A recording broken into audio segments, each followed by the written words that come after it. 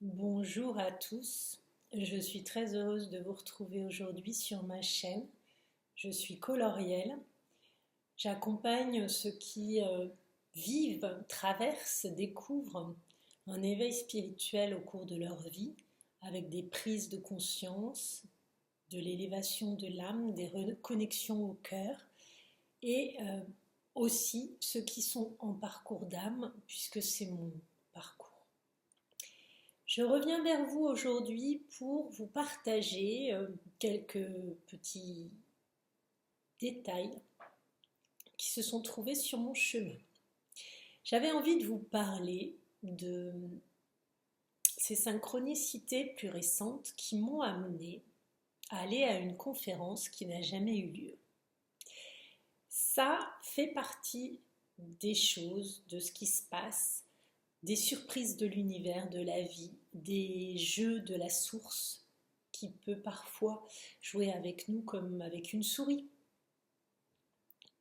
Je m'étais inscrite, j'avais répondu OK à une amie me sollicitant en me disant viens, je vais voir une conférence sur la relation à l'autre par quelqu'un qui vient dans non pas une librairie, mais chez une bouquiniste qui est une de mes amies.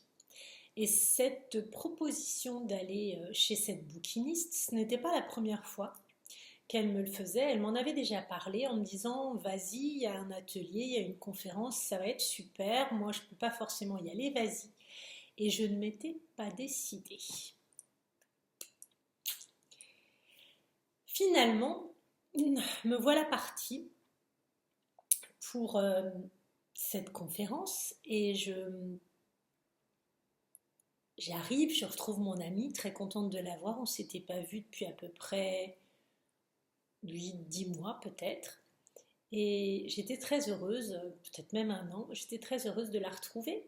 Et puis il y avait des gens qui s'activaient à faire une sorte d'énormes mandalas au sol avec des tissus, des soies, dont le fameux intervenant qui préparait en quelque sorte les places, mettait des messages qui étaient des petits tableaux, je me souviens, il y avait des boules numérotées pour pouvoir prendre la parole. Et puis on discute, j'arrive, je salue, je me présente à la personne chez qui l'on est, puisque j'en avais entendu parler. Et c'était très surprenant. Elle fermait sa boutique au bout d'une grande et belle expérience de plus d'une dizaine d'années comme bouquiniste. Elle était charmante, elle était telle qu'imaginée, telle qu'envisagée. Et très heureuse de la rencontrer, elle nous offre du café. Moi, j'avais amené une tisane dans un petit thermos et on devait, après cette conférence, se faire un pique-nique à la plage, ce qui était très réjouissant, ce qui faisait plutôt beau et qu'on profitait de cet automne qui, souvent, dans la région où j'habite, est assez magnifique. Nous voilà donc en train de discuter et puis, au bout d'un moment, la conférence qui se trouvait être informelle, celui qui l'animait discutait avec les uns et les autres et une partie était à l'intérieur de la boutique pour voir les livres et éventuellement en acheter puisque le fonds de stock allait être donné à des thérapeutes.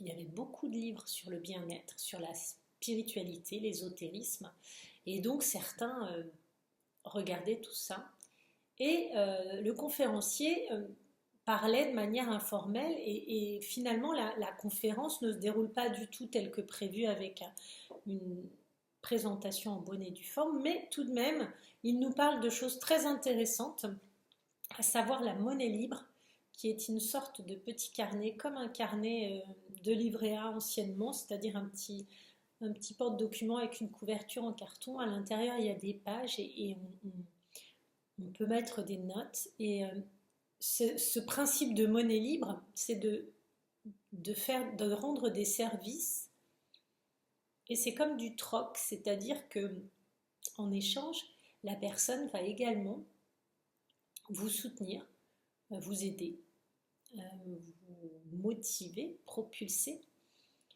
Et en fait, ce n'est pas pour être sûr de donner et de recevoir de manière équitable, parce que je crois que les bons amis, on peut leur venir en aide sans aucune certitude de retour, c'est la spontanéité du cœur, mais plutôt parce que si l'un rend énormément de service à l'autre et que l'autre a moins les moyens de rendre des services ou d'être là, eh bien en fait on a une forme de dette. Et cette dette, il est bon d'en avoir conscience, même si on ne peut pas dans un premier temps la lever. Et donc je découvrais ce principe de monnaie libre, je trouvais ça très intéressant, je pensais que ce serait une autre forme de monnaie, des graines ou je ne sais quoi, et pas du tout, c'était juste je compte, je comptabilise, je prends conscience, je visualise, je réalise ce que tu fais pour moi, les moments où tu as été là pour moi, où tu es là pour moi, et je m'aperçois que tu le fais souvent.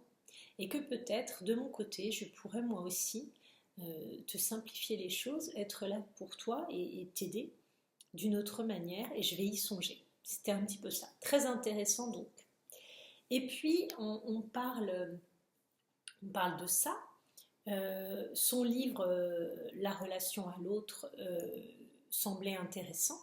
Et au bout d'un moment, quelqu'un arrive et au lieu de s'installer autour du mandala, du cercle de parole, le monsieur en question rentre dans la boutique et regarde les livres, salue la responsable des lieux et discute avec elle. Et puis arrive le conférencier qui s'adresse à nouveau à cette personne, à ce monsieur semblant le connaître.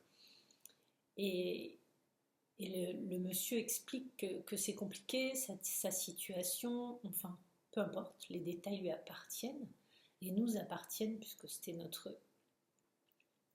notre expérience commune. Moi, j'arrive à nouveau dans la boutique où j'ai trouvé un livre sublime qui m'a tout de suite interpellée et que je vous montre, qui s'appelle Comme un chuchotement de Dorothy McLean et qui a une couverture sublime avec des cercles dorés, des rayonnements, j'adore et je pense qu'il va beaucoup me plaire. Merci beaucoup à celle qui me l'a montré, proposé et vendu.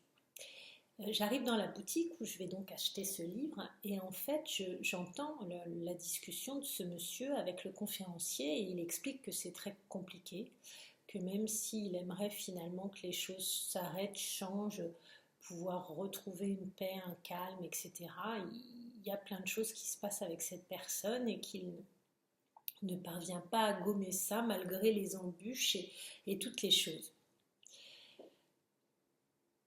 Intérieurement, je reconnais ce type de difficulté et je me dis soit c'est une personne toxique avec laquelle cette personne est puisqu'il se trouve qu'elle est en couple et du coup il y a une emprise, soit effectivement il y a un lien d'âme entre cette personne qui explique et cette personne pourtant en couple. Et je ne sais pas pourquoi je suis poussée à le suggérer, à dire est-ce que tu as déjà entendu parler des liens d'âme?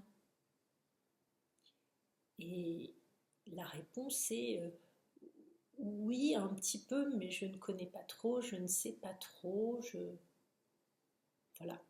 Et finalement, cette conférence qui n'a pas lieu de la manière dont je l'attendais, je me retrouve en train de discuter avec cette personne et aussi avec le conférencier qui se trouve être concerné également.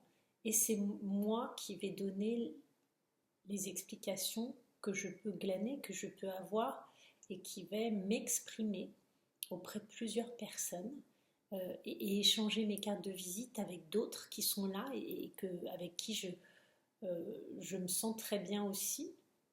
Et je vais finalement expliquer que moi je suis en parcours de lien d'âme, que j'ai écrit un livre qui concerne l'éveil spirituel et les flammes jumelles, que j'ai une chaîne YouTube, que j'ai également un profil LinkedIn coloriel, un Instagram.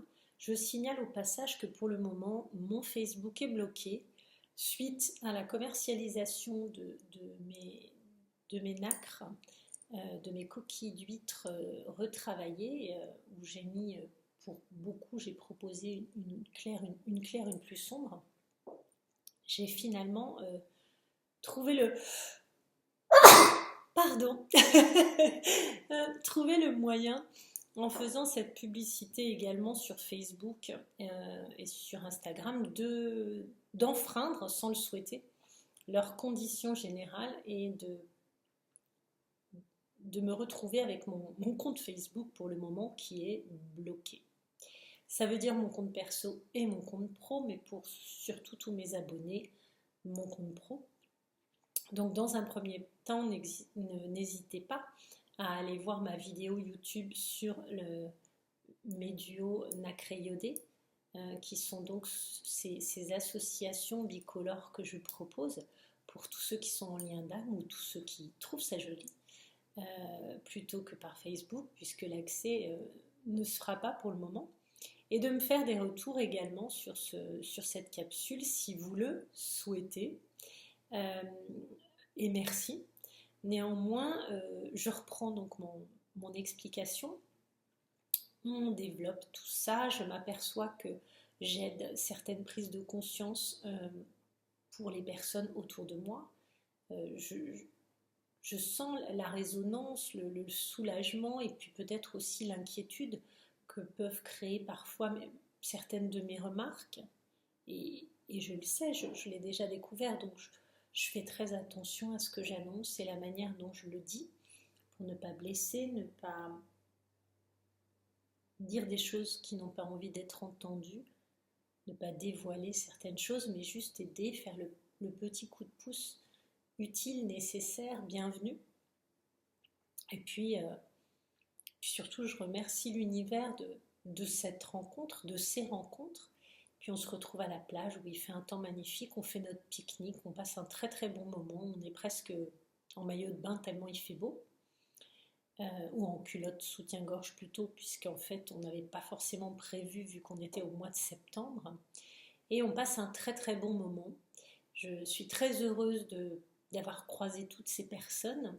Et puis je remercie l'univers de m'avoir emmenée à cet endroit. Et puis je rentre chez moi. Et au retour chez moi, je suis un peu troublée.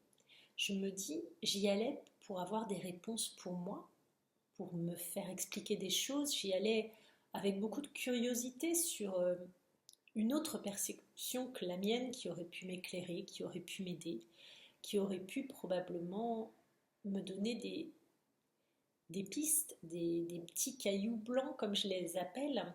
Et d'ailleurs, je crois que c'est le YouTube du conférencier, les petits cailloux blancs, puisqu'il a une chaîne également.